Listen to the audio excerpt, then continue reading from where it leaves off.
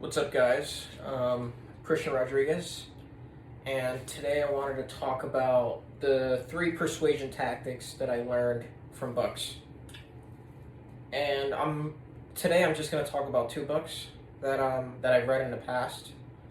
One of them I'm about to start rereading today, but it's both from the book Influence by Robert Cialdini. It's a really good book. I highly recommend you read it. And the other book is a very popular book, but it's a very timeless book, very old. It's called How to Win Friends and Influence People by Dale Carnegie. But so reason number 1, I would say I would talk about the reciprocation principle and from influence, right?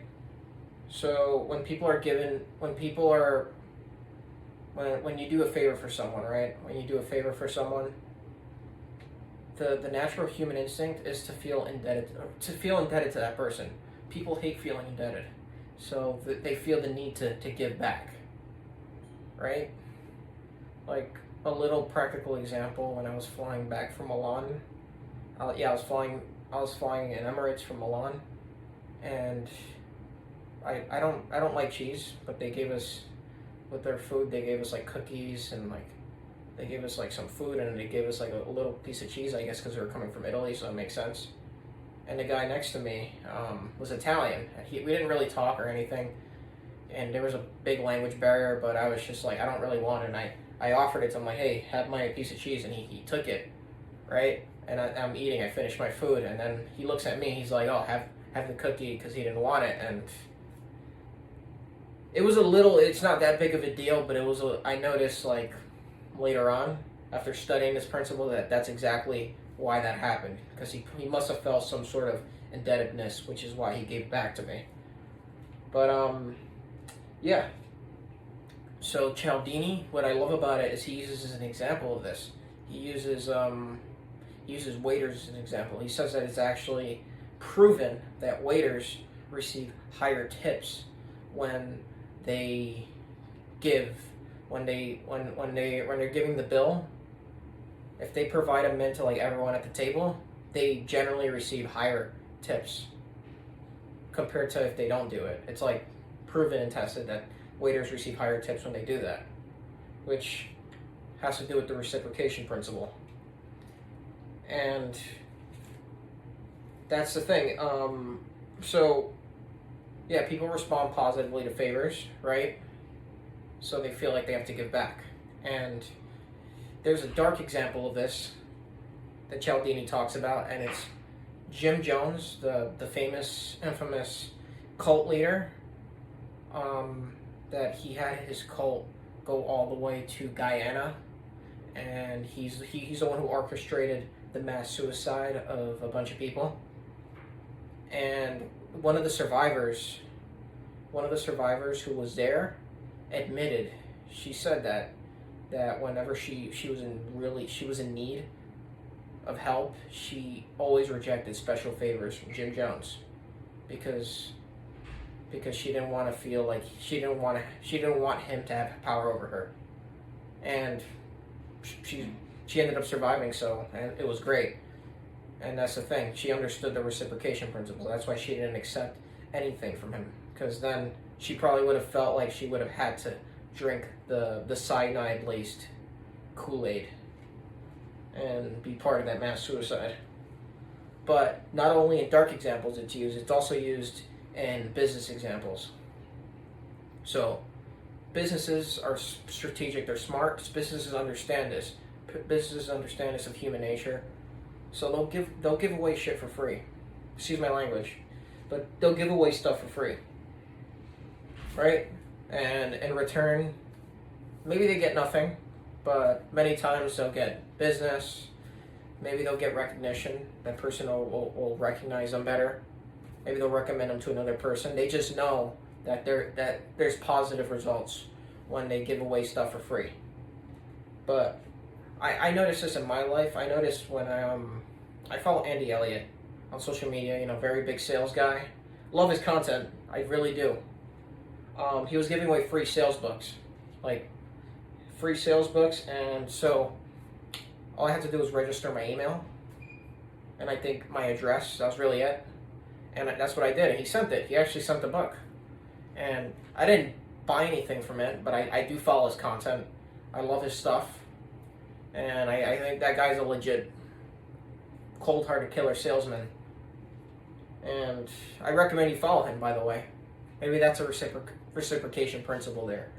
But, yeah. So I didn't buy anything, but I bet you there was a bunch of other people that did the same thing that ended up maybe paying for his services, his coaching services, or any other of his products.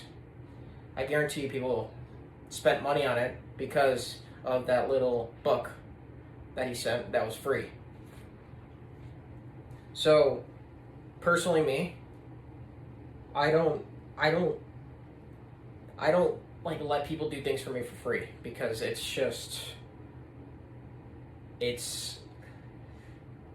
because I know nothing's ever free.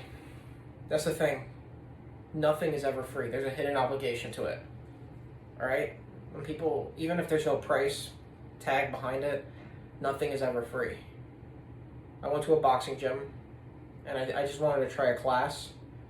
And the owner's wife was like, I was like, oh, I need like a mouthpiece. Do you guys like sell mouthpieces?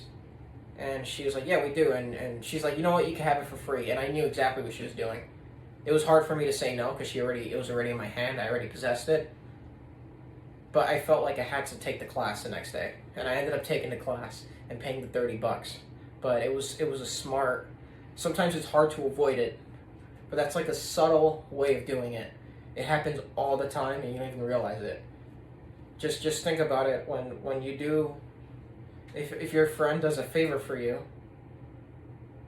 you better expect that they're going to expect a favor back from you, even if you didn't want to do a favor. Just be very, very careful when it comes to this. That's why it's very good to be aware of this stuff, because you don't want people to have power over you. This is one way of doing it. Companies do it all the time. Just remember, nothing's ever free. But that's for the reciprocation principle.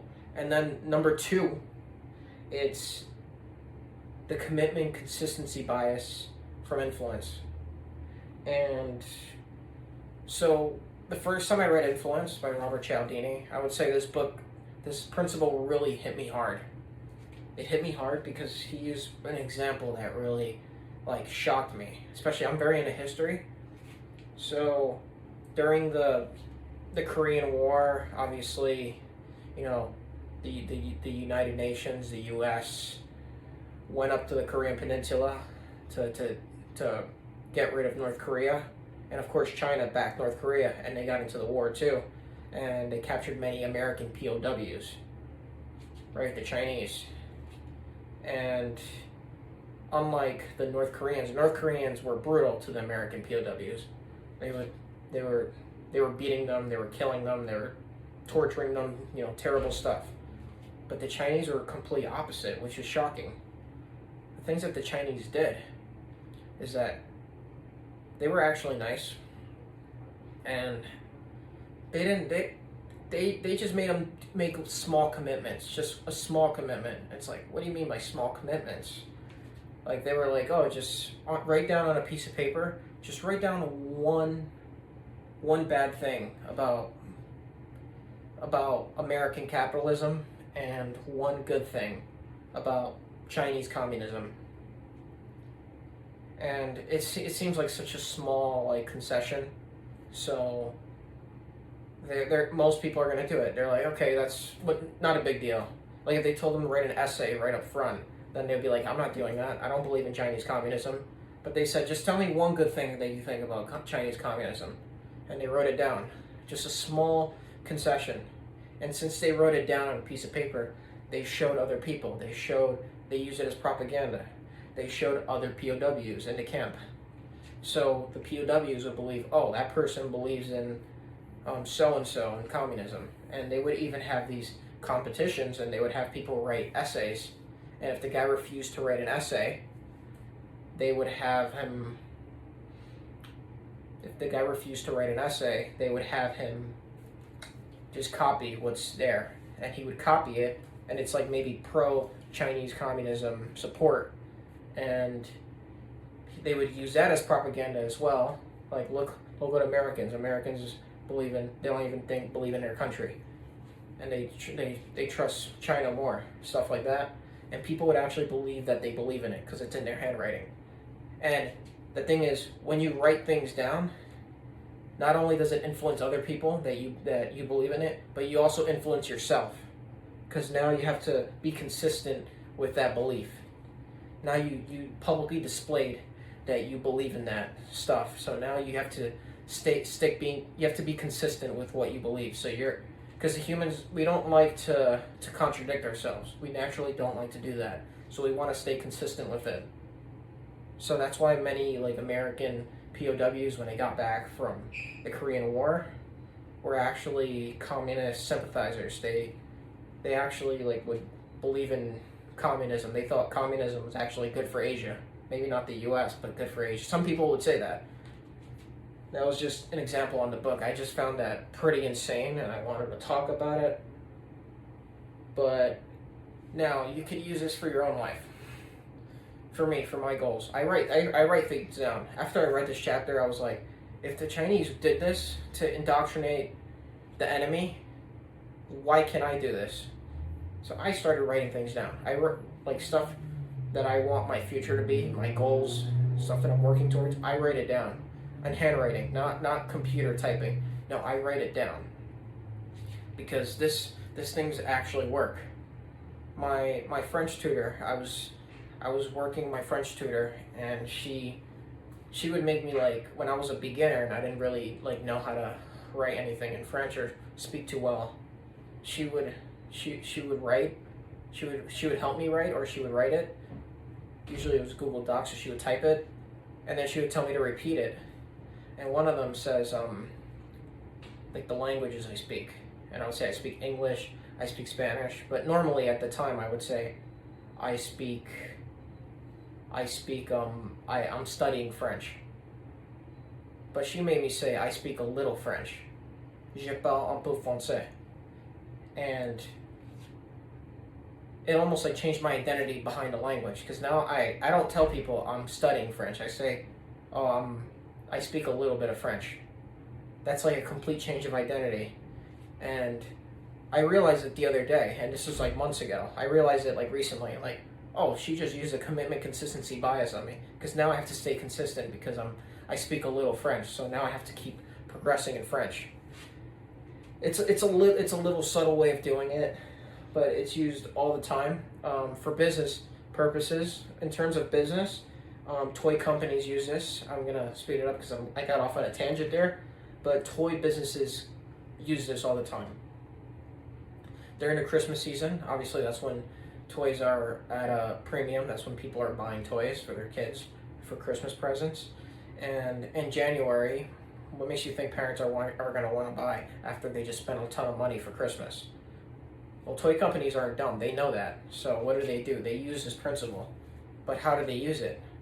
The way they use it is they make people, they market their toys around the Christmas season, so the kid sees it. The kid sees it in commercials. Maybe they're watching their cartoons and they have a commercial. I really want that toy.